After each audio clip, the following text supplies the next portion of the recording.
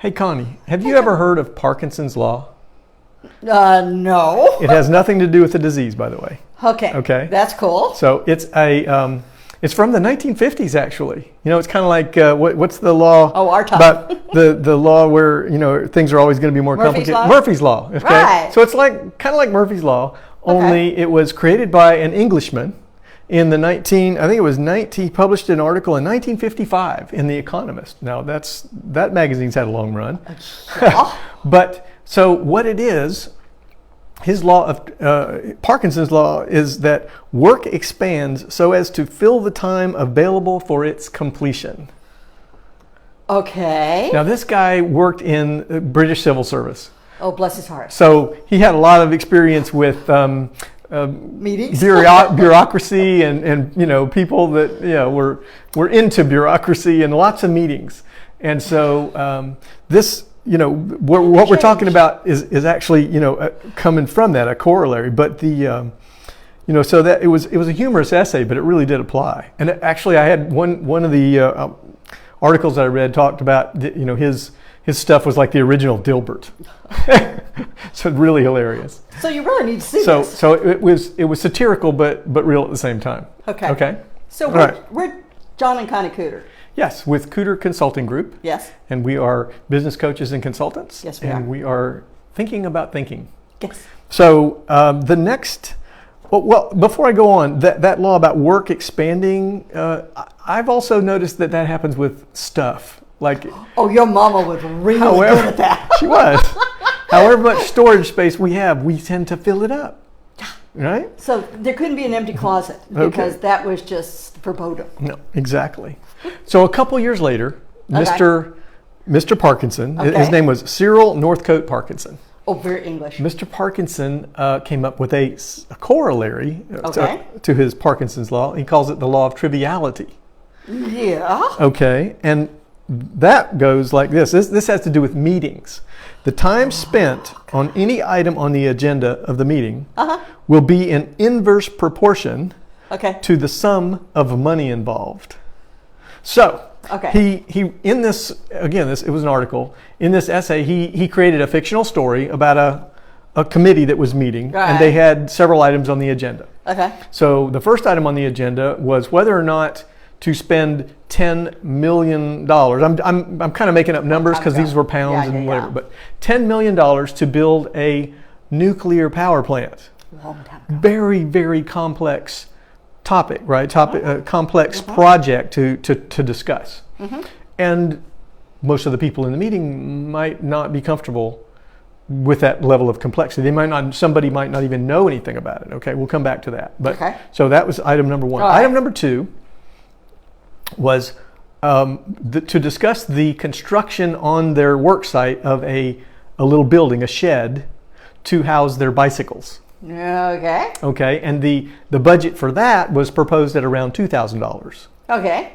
Okay, and then final item on the agenda was the annual budget for the coffee for the meetings they were having. Total budget about $50 for the year. Okay. Okay. All right. Nobody's been to Starbucks yet. And in this, so he's, you know, based on his real life experience with all this, you know, bureaucracy, in his fictional account, he said the committee spent exactly 2.5 minutes discussing the nuclear reactor, and basically decided to table it. Okay. Nobody knew what the hell. Because nobody wanted to stick their neck out. Okay, and then they spent 45 minutes discussing the bike shed and all of the, you know, what it should be made of and what color it should be painted and whatever all, and whether the allocated $2,000 was way too much and how much they could save, and he didn't, the excerpt that I read didn't talk about how much time they spent on the coffee, but the author of I read the author of a couple articles. One of them was saying, you know, that everybody on the committee would be intimately familiar with coffee and preparing coffee, and they would have likely strong opinions about it. Right. And so the discussion about that could be much more participatory and emotional. And maybe a little bit quicker. Maybe quicker. But the thing is, because part of the concept around this law of triviality and what causes it to be the way it is, is the complexity versus simplicity and familiarity. So if somebody is in a business setting, in a meeting, they, on one hand, they want to look good, okay, and they don't want to look stupid. So they, if they're not sure about something, they don't know about a topic, they're going to be quiet in a meeting, right? They're going to keep their opinion to themselves. But if they really know something, now they want to speak up and be heard because they want to get noticed. Oh yeah. Okay, so the smaller budget items are much less risky. If somebody does make a mistake, there's much less harm. And so there's going to be more participation and more interest, and people are just drawn to that because it's simpler and they can deal with it. Okay. So that's this is a cognitive bias. So we're talking about a cognitive bias of where our thinking goes off. And even though the big thing is way more important, right? The tendency is to focus on the less important things and put the big thing off. Because we're more comfortable with them. Because we're more comfortable. So, this principle is the most disruptive in a group discussion because of what we're talking about. That people want to. True. They're more comfortable talking about it, and everybody wants to get heard. Right. Okay, but let's take it a step further. Let's take it to just our personal lives or our business work. Like, if we look at think about checking your email. Yeah. Okay, you got a lot to do. You got some important work you got to get done, but you got to check that. And some of it's hard. Yeah. Some of it's very challenging. You might not know where to start. It might be writing a blog post or writing, doing some copywriting, or working with a piece of software you don't feel really comfortable with. I know you can relate to that.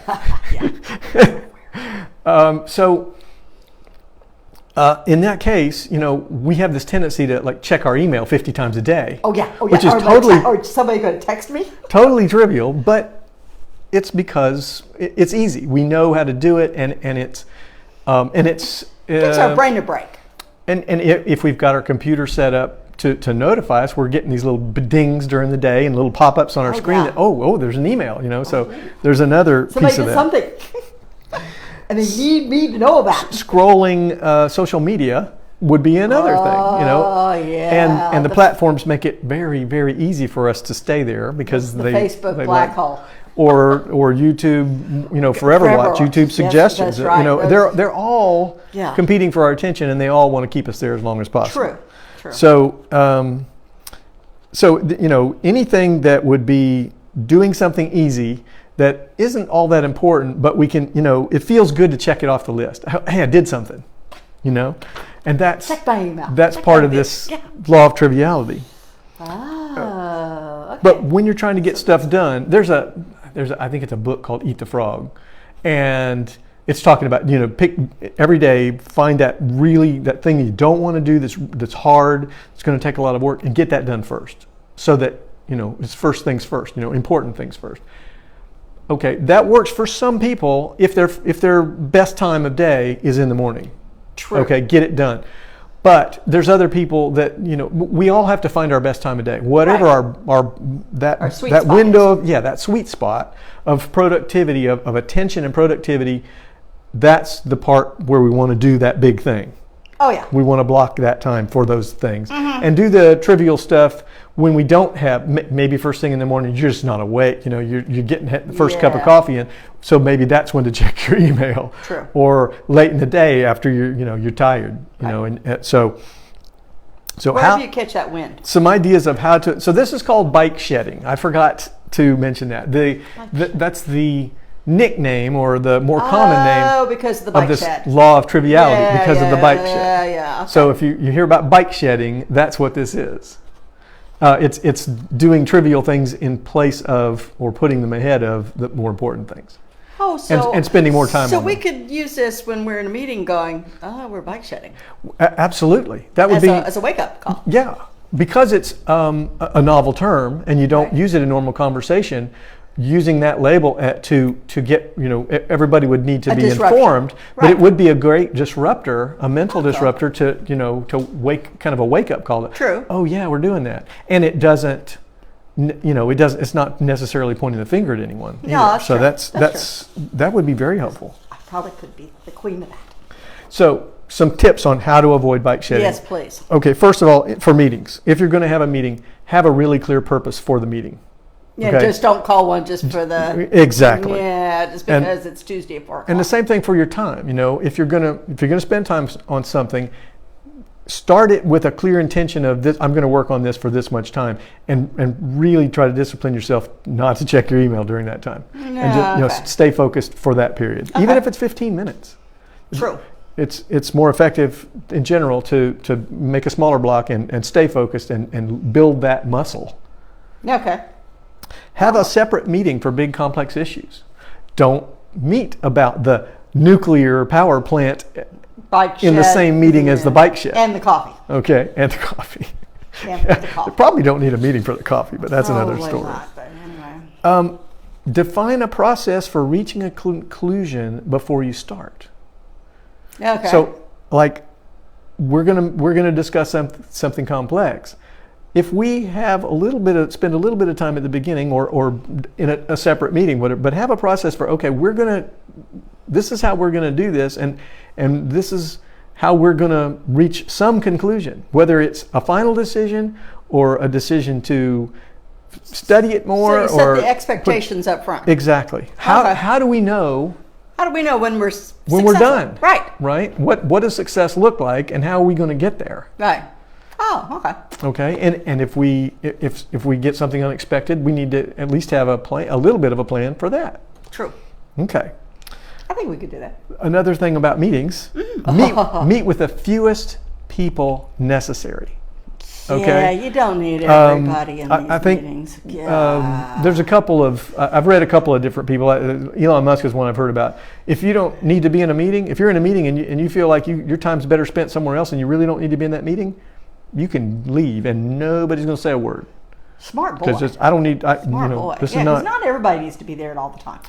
So, the people who need to be there are the people who generally have the most experience or knowledge, or they have a big stake. So Right. that would be necessary.